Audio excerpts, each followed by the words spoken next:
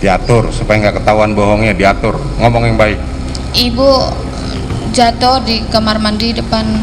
Saudara Putri jatuh di kamar mandi di lantai berapa? Lantai 2. Lantai 2. Bagaimana dia jatuh?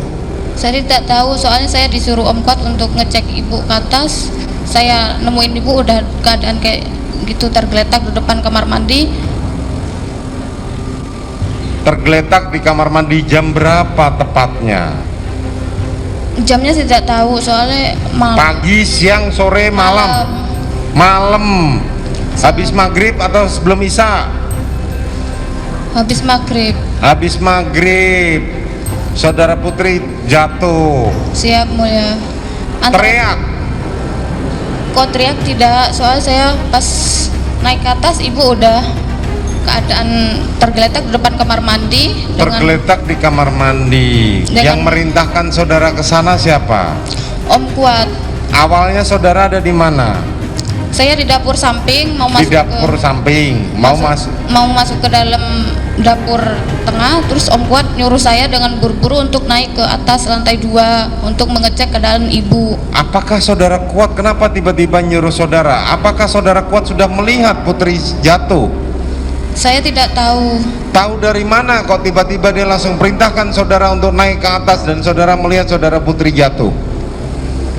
Saya tidak tahu, tapi saya disuruh Om Kuat untuk Bi Susi itu apa, cek ibu ke atas gitu. Saya keburu-buru naik, terus nemuin ibu kayak gitu tergeletak di depan kamar mandi dalam keadaan tidak berdaya, kaki dingin, badan dingin. Iya, pertanyaan saya, kan saudara yang merintahkan kan adalah saudara Kuat. Siapa? Nah, tahu dari mana Kuat? Apakah saudara Putri berteriak dulu, Kuat tolong saya, atau siapa? Saya tidak tahu. Inilah kalau ceritanya settingan ya seperti ini gitu loh. Kok anggap kami ini bodoh? Kan lucu, nggak masuk di akal cerita gitu. Saksi apa misalnya? Kalau memang sebuah kebenaran yang harus kita hadirkan, maka boleh kita menjadi saksi. Yang nggak boleh kan syahadatuz zur, berdusta, bohong, menjadi saksi kebohongan. Buktinya dulu dong. Kalau omonganmu nggak bisa, kamu bisa saja bohong. Maka mana ada orang yang bisa membuktikan? Maka ada didatangkan saksi untuk mengatakan, iya saya melihat begini. Nah, menjadi pertimbangan bagi seorang hakim. Tapi kalau berbohong dosa. Nah, seperti itu. Jadi boleh-boleh saja. Tentunya ada rambu-rambunya untuk menjadi saksi.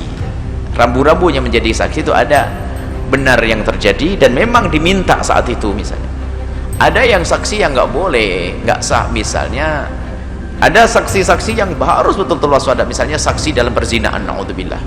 Nggak gampang menjadi saksi dalam perzinaan. Harus 4 orangnya, harus melihat cara berzinanya itu dari mana masuknya dan seterusnya. Kalau ada orang datang ke mahkamah, Pak Hakim kami bertiga melihat tetangga saya berzina, terus dia melihat, saya melihat benar-benar berzina. Oh begitu, baik, kamu yang dicambuk karena hanya 3 saksi.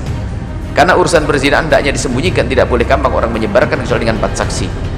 Dan memang tidak pernah ada terbukti di dunia ini ada orang dihukum dalam perzinaan karena 4 saksi. Sebab kalau orang berzina dilihat 4 saksi, itu adalah zina di lapangan. Oh zina kalau dilihat 4 saksi, yang ada adalah ikrar. Orang tidak punya malu kalau sampai zinanya dilihat oleh 4 saksi, kan tidak malu. Baik ya, ini saja insya Allah. Jadi boleh dilihat dulu, artinya memang benar terjadi dan penting, perlu untuk menyelamatkan kezaliman. Tapi kalau anda menjadi saksi yang menjadikan sebab kezaliman, anda pun tidak boleh, dan anda masuk wilayah dosa dan haram.